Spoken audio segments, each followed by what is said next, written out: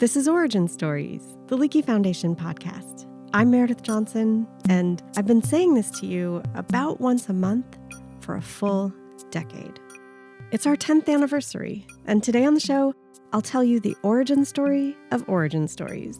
We'll go behind the scenes, revisit some milestone episodes, and I'll update you on some exciting developments in a story that's close to my heart. Before we get into it, I need to ask for your support. In this moment when federal research and education budgets are being slashed, you can keep human origin science going strong. Every donation will be matched, so your impact will be doubled. In celebration of 10 years of Origin Stories, please consider giving $10 a month to help support this show and the critical research we talk about. We're the only 100% donor-supported nonprofit dedicated to funding human origins research, and right now we need all the support we can get. Go to leakeyfoundation.org/originstories or click the link in your show notes. Your gift will fund this show and directly support the science we talk about. Now, here's our story. I remember the exact moment the idea for this show was born. It was in 2013, just a few months after I'd started my new dream job at the Leakey Foundation. I was organizing school visits to bring scientists into classrooms and planning lectures at museums across the country. It was exciting and more than a little overwhelming. For the first time in my life, I was spending time with scientists and learning who they were and why they do what they do. So it's May of 2013, and I'm at one of my first public lectures, a symposium on Paleolithic art at the Field Museum in Chicago. I was there with one of our speakers, the foremost French expert on Paleolithic art, Jean-Claude. You see, in this big chamber, which is really huge, it's the biggest in the cave, there are no paintings, except right at the end. I'd seen him in Werner Herzog's Cave of Forgotten Dreams. The paintings looked so fresh that there were initial doubts about their authenticity. But never imagined I'd ever meet him. I remember standing at the back of the auditorium with Don Dana, the then president of the Leakey Foundation. Don and I are watching everyone shuffle into the auditorium. The Leakey Foundation's been doing public lectures since its beginning in 1968, but the appetite for science lectures in 2013 wasn't the same as it was in the 1960s. And a lecture hall can only hold so many people. If you weren't there, you'd never hear it. I watched Don watching people take their seats, and he turned to me and he said, "We've got to try something different to get this science to more people." In that moment, I thought, the Leakey Foundation should have a podcast. I was in love with what was then a pretty new medium of narrative podcasts. I spent my commuting hours on the 101 listening to shows like This American Life, Snap Judgment, Love and Radio, The Design Show 99% Invisible, and a San Francisco history show called Sparkle Tech. I thought there should be something like 99% Invisible, but for human evolution. I pitched the idea to our executive director, Cheryl Camisa Smith, and we wrote a proposal. In 2014, Don Dana gave us funding for 6 pilot episodes, so I started to hunt for someone who could make the show. And that's when Cheryl said she thought I should be the one to do it. The problem was, I didn't know how. So I got to work learning everything I could about audio storytelling. I built myself a crash course in science writing, audio production, sound design, interviewing. I got a microphone and a digital recorder, and I took them with me everywhere. Okay. Test. Testing. No, that's the problem. Okay. Recording walks in the forest. Oh, there's a squirrel looking right at me. Sounds around the house. What do you have to say, kitty? And my friends at parties. Yeah, let's do the toast. I did some awkward first interviews with scientists. Okay, gonna check the levels. Can you tell me what you had for breakfast today? I had a Star Wars low-carb Death Star waffle. And eventually, after hundreds of hours of work and a lot of help from a lot of people, we had our first episode. A 13-minute story from a paleoanthropologist named Carol Ward about how and why humans walk around on 2 feet. It was released in the spring of 2015, and I loved the way Carol told the story of how she first fell in love with her field. I remember walking in, and my professor, who's a man named Dr. Milford Walpoff, who was one of the leaders in the field, he said, "I'm a paleoanthropologist," and he wrote that word on the board, and he turned to us and he said, "The Earth is a disc riding on the back of the giant turtle, and the stars are painted in the canopy high above us." And he just looked at us. And we argued about it for 2 days. "No, it's a sphere, we know that." And he would say, "How do you know? How do you know?" And it took me about 20 years or so to realize he was talking about how science works and testing hypotheses and trying to falsify ideas and how it all worked. How can you learn things? How do we know? And how do we know about human evolution? I got excited in the process of learning as much as I got excited about the actual fossils themselves. And I was hooked. Listening back to this first part of this very first episode, I feel excited because what Carol said here is exactly the purpose of this show: to explore together how science works and to learn how we know what we know about our shared human story. And to me, another core mission of Origin Stories is to connect you with scientists so you can hear their stories and the curiosity and questions behind their research, to show the human side of science and make it personal. Because after all, the science is about us as humans. Carol was the perfect person for our first episode because she's a natural storyteller and teacher. She's great at explaining things. And her work was looking at one of the fundamental questions about what makes us human, which I thought was a great starting point for the show.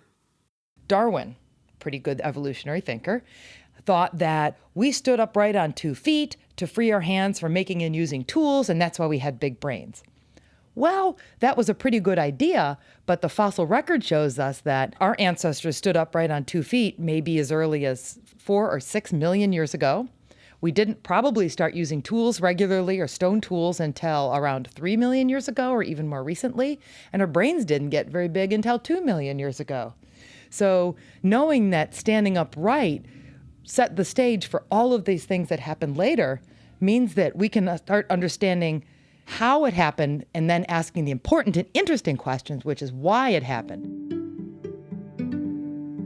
I said earlier, this story took a really long time and a lot of help to make. And it did. About a year from recording the interview to actually getting the podcast up and published. This was the first piece I made as a producer and sound designer with Audrey Quinn as story editor. This piece was also a first for Audrey in her career move from reporting and producing to editing. Now, 10 years later, she has a Pulitzer Prize for her editorial work. She teaches audio journalism at NYU, and she's still the editor for our show.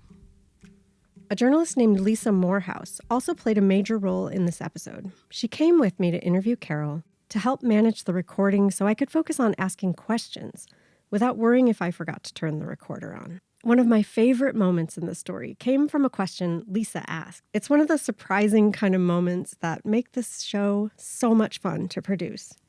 Here's that question and Carol's answer. My question really, I'm just avoiding getting to my slightly embarrassing question, which is, I feel like this term knuckle dragger is out there in the world. Oh, sure. Does this mean that there weren't actually knuckle draggers? Oh, this is a great question. This is what the whole lecture is going to be at 7 o'clock.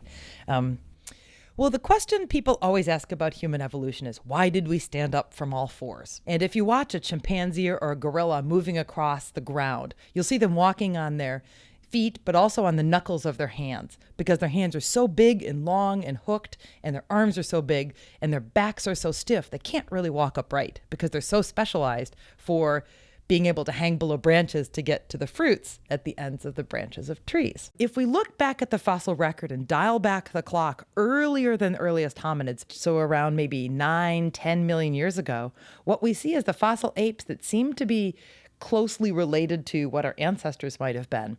Certainly hung below branches, they held themselves upright in the trees, and they climbed and they swung below branches. But they weren't as specialized anatomically as chimpanzees and gorillas. And animals will move how they move.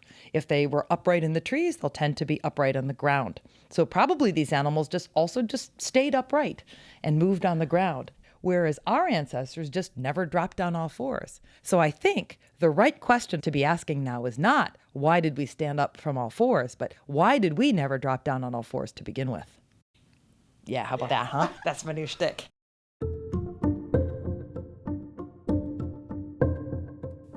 The next story I want to share is from an early episode called Ancestor. It was about a discovery that made headlines around the world.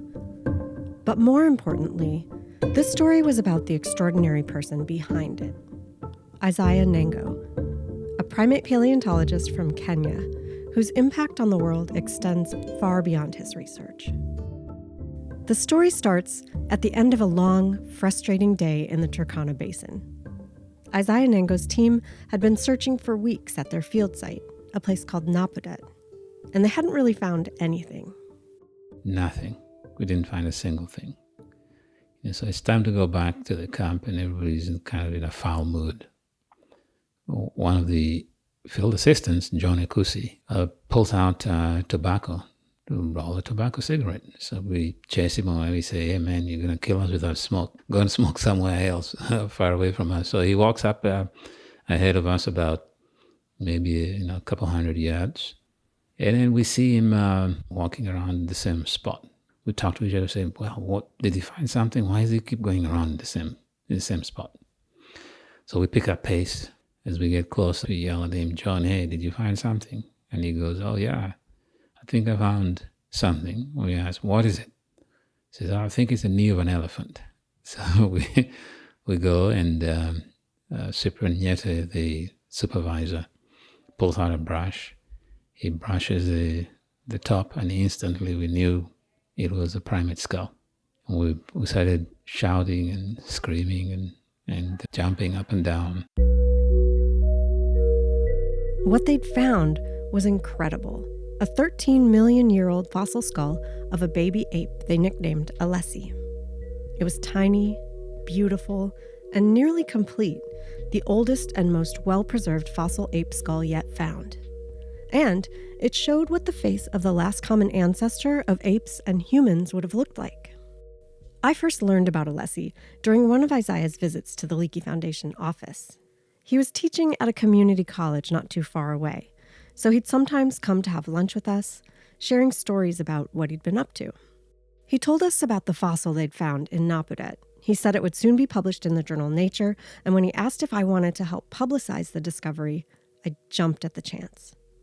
By then, I'd moved from planning lectures to doing communications work, and collaborating with Isaiah on sharing the Alessi story was one of the most exciting projects I'd worked on. As we worked together, I learned about him and his story, and we became friends. Isaiah Nango died suddenly in January 2022 after a short illness. His passing was a great loss to everyone who knew him and to the scientific community. He was here for too short a time, but he left a legacy that's continuing to change people's lives. Isaiah Nango grew up in Nairobi, and he was first introduced to the idea of evolution during a high school field trip to hear Richard Leakey speak at the National Museums of Kenya. We marched into this auditorium. There were several high schools. It was packed capacity. And then this tall white gentleman strolls in and introduces himself as Richard Leakey. And he gave us a talk on plate tectonics, which was still a brand new hypothesis. And he talked about evolution, and I was just fascinated. There's just something that resonated in the stories that he was telling. And I began to take an interest in evolution in general, and I thought this makes sense. That fascination stayed with him through high school, where he studied chemistry, biology, and physics. He went on to college, and after graduating with a degree in zoology from the University of Nairobi, Isaiah went to Richard and Meave Leakey asking for a job at the National Museums of Kenya. When they turned him down, he volunteered, and Meave gave him the task of curating and organizing a fossil collection of mammals from a time period called the Miocene, which stretched from around 23 million years ago to about 5 million years ago. I volunteered for 3 months. I was the first person in. I was the last person out, and I just had so much fun. It was the Miocene. She introduced me to the Miocene, and she turned me loose on the Miocene collection. So I went through every single one of the Miocene mammals in the museum collection, one by one. I was just learning about these things that were extinct. And I remember I would meet with my friends after work, and I would regale them with tales about these wonderful creatures of the past. And many of them didn't understand why I was so excited. Isaiah had found his calling. He fell in love with the Miocene, and he wanted to make it the focus of his career. The Leakeys encouraged him to apply to graduate school and get a PhD. He ended up at Harvard, where he excelled, earned a doctorate, and formed questions that drove his later research. Here's what he said in the episode. So the key question has been, what is man's place in nature? That's what we want to know. So you cannot answer that question without what? Without looking at the apes. You cannot answer the question of humans' place in nature just by looking at humans.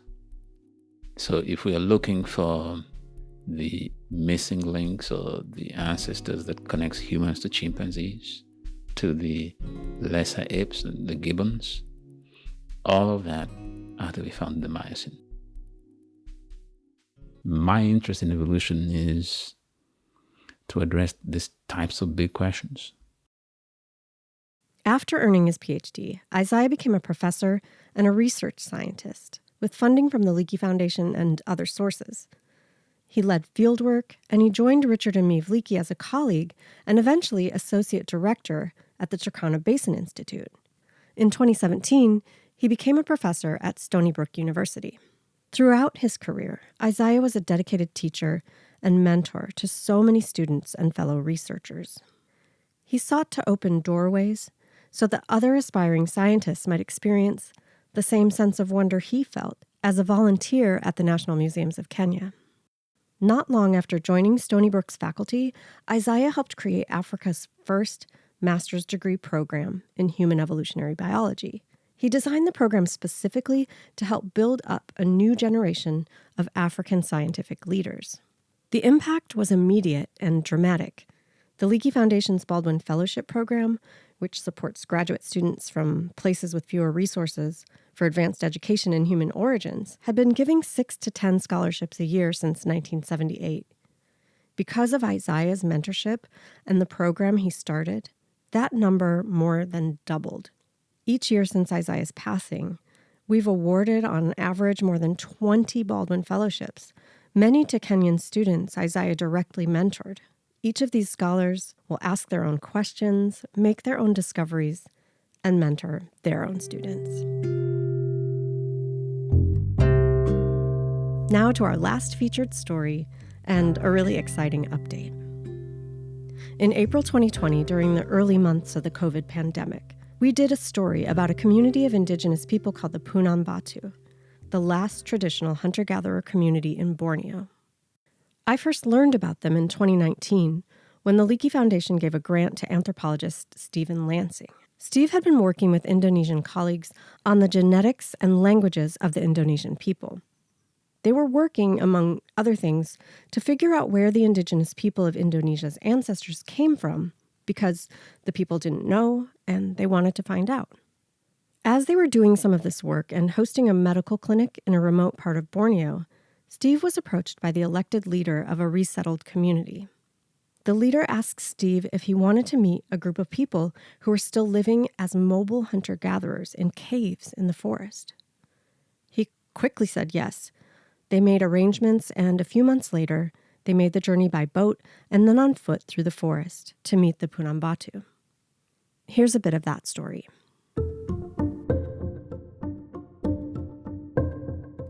We walk for a few hours in the jungle, and then we come to an overhanging cave. It's kind of a jagged limestone cave in lowland forest, very dense forest. And there were some people sitting on bamboo platforms underneath the overhang. So we came up and began to talk to them. There was a young mother there and an older man. And then I realized that he was speaking Malay, which is the language that I speak. So I asked a couple of questions. Turned out they speak quite fluent Malay. So to my astonishment and delight, I could carry on a conversation with Marni. I know her very well now, Marni and her daughter Nin.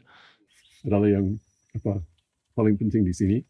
And I asked about hunting and gathering. And is it true that, what do you do with, how do you support yourselves? How can you live? And Marni says, well, men hunt. And women gather all kinds of plants. She showed me some. This is right out of the anthropology textbook. And we share the food. Wow, really? They must be reading the anthropology textbook to give that answer. But in fact, that's the case. Anyway, so we started to talk, and they were very friendly, and it turned out to be easy, and they were keen to talk to me. So I camped by the cave, and at night I heard singing, happy singing. It's kind of a duet. It went on for a long time, and it didn't sound like any of the Austronesian languages that I know, that I recognize.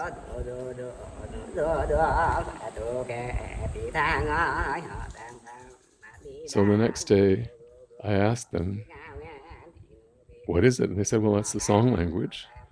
And I said, well, could I record some of it? Could I record some of the video recorder? And they said, yes, but we have to be lying down and we should be in the cave. It's usually done at night. We need to be lying down. So we recorded that. We recorded the song language. And that turned out to be a very interesting language. And I've been pursuing what that language means, what it's about since then.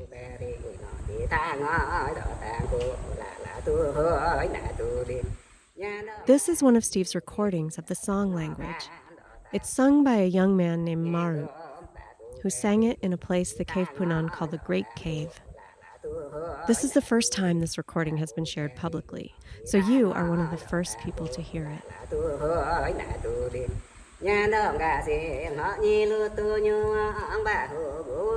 The singer tells of how he used to be invincible, like a porcupine.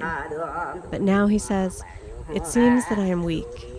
Yet even though I may no longer have the strength to travel far to distant places, I hope that will be my destiny. I ask for my journey to be successful.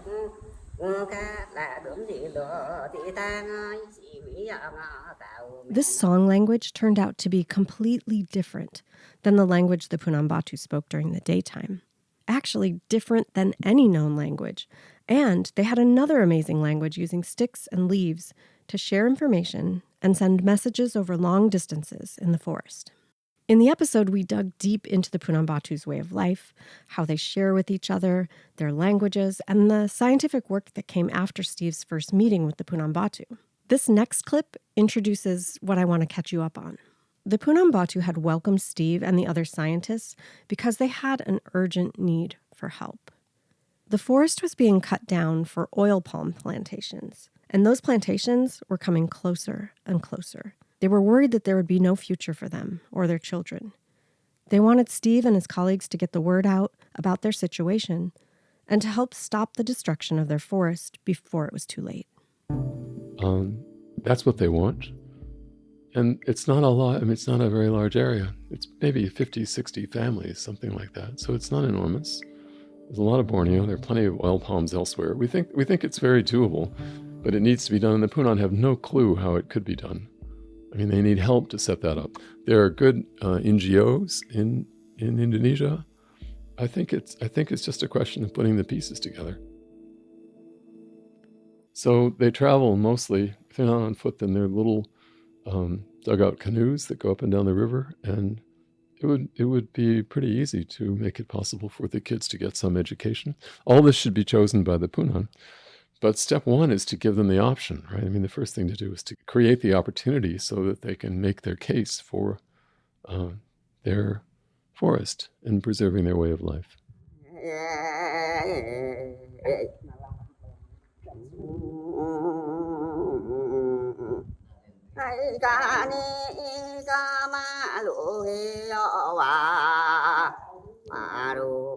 Steve recorded this song. That's a message from the Cave Punan people to all who might help. It was sung by an elder, well-respected member of the community by the name of Oga.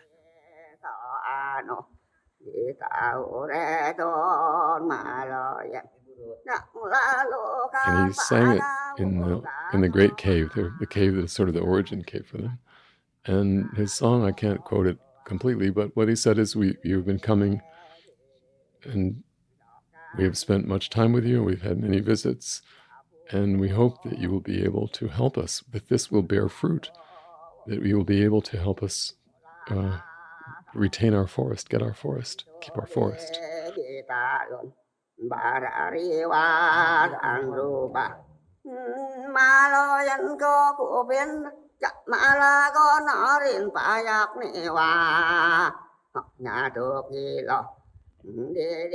Otherwise, they say quite simply, we don't know.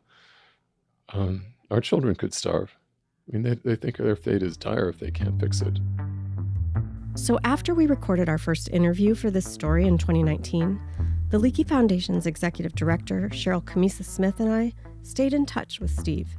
And before this episode even came out, he connected us with the Asia Pacific branch of the Nature Conservancy, who let us know how the Leakey Foundation and our donors could help by raising money for the additional scientific research needed to make the case for the Punan Batu's rights to their land, which we did.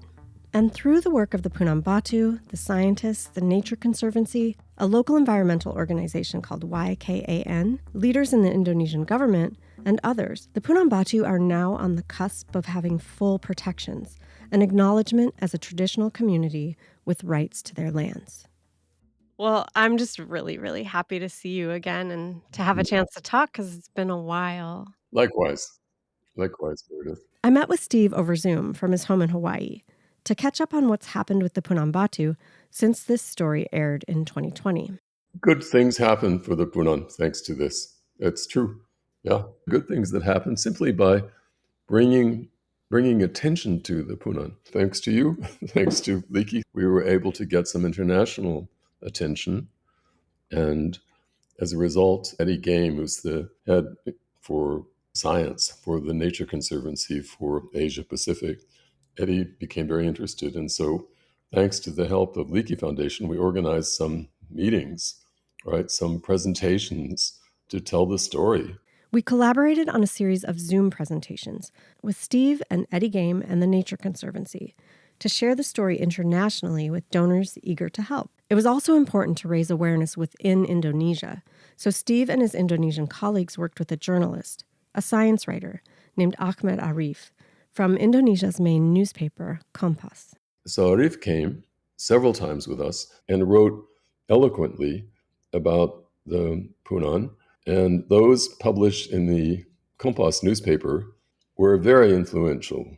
And this quickly came to the attention of the Director General for Forestry and Environment in Jakarta. The Director General was a key ally.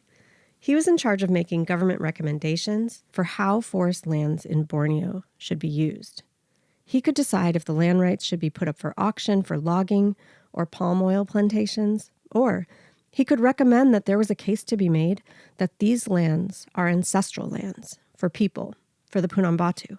But that would require evidence, exactly the kind of evidence Steve and his colleagues had been collecting. One line of evidence was about how the Punan Batu used the forest. Could they prove they were nomadic, mobile hunter-gatherers, and what exactly was the range of their territory? We easily persuaded the Punan to wear GPS receivers on little belts. My wife created some cloth belts that were easy to wear.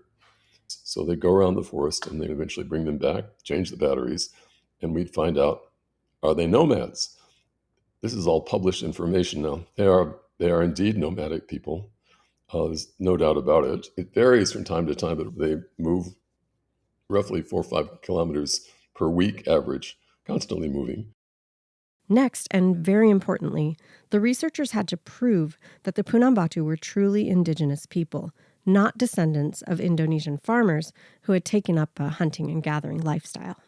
Are they really original inhabitants? What's this got to do with the genetic history, the population history of Indonesia? We had the genetic information showing that they are an isolated population and have been so for a very long time. They are not a mere subgroup of the local ordinary people. They are a separate group with a long history, a very long history. It goes back at least 7,000 years.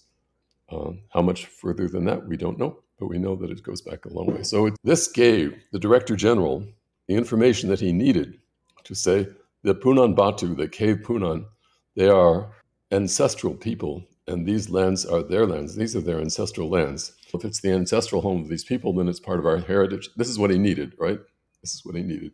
Things had changed overnight. All of a sudden, the Punan were very much in the eye of the government. So to our delight and surprise, the government came up with a beautiful map showing their lands and saying these are the lands of the Masyarakat Hukum Adat means traditional community of traditional society of the Punan Batu. All of a sudden, the Punan Batu had a map, and the map showed them in their lands.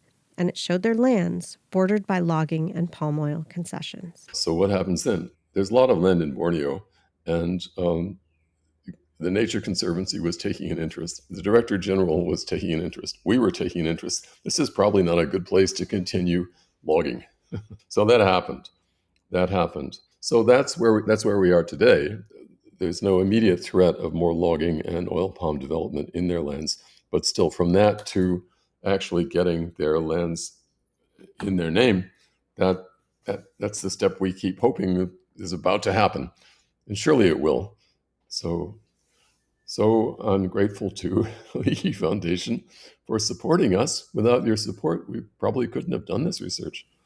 Now, the Punan Batu are even closer to full land rights. Just a few days ago, Steve emailed me with the exciting news that the Indonesian Ministry of Forestry is sending a formal verification team to visit the Punan Batu this summer, the final step in validating their claims to their ancestral forest. Thank you so much for being part of all of these stories, and thank you for listening, sharing, reviewing, and supporting this show. It's been a joy and an honor to make origin stories for the past 10 years. We have so many more stories to explore together, and I'm just so grateful. I want to shout out the many people who've helped make this show what it is. Thanks to all our donors and sponsors. Thanks to the amazing Origin Stories team, Ray Pang and Audrey Quinn, and the many producers and creative contributors to this podcast over the years. Thanks to Cheryl Camisa Smith and all of my colleagues at the Leakey Foundation. Thanks to our president, Jeannie Newman. Thanks to our board of directors and science advisors. And thanks to all the researchers who've shared their stories and their work. As a storyteller, I appreciate the connecting thread here with our generous 10th anniversary episode sponsor, Don Dana. Thank you, Don, for your leadership, vision, and support. You literally made this show possible, and through it, you've shared science with millions of listeners around the world. Thank you for everything, including sponsoring today's episode. In addition to Don, this episode was made possible thanks to our generous listener supporters, as well as Jeannie Newman, the Anna Gordon Getty Foundation, and the Joan and Arnold Travis Education Fund.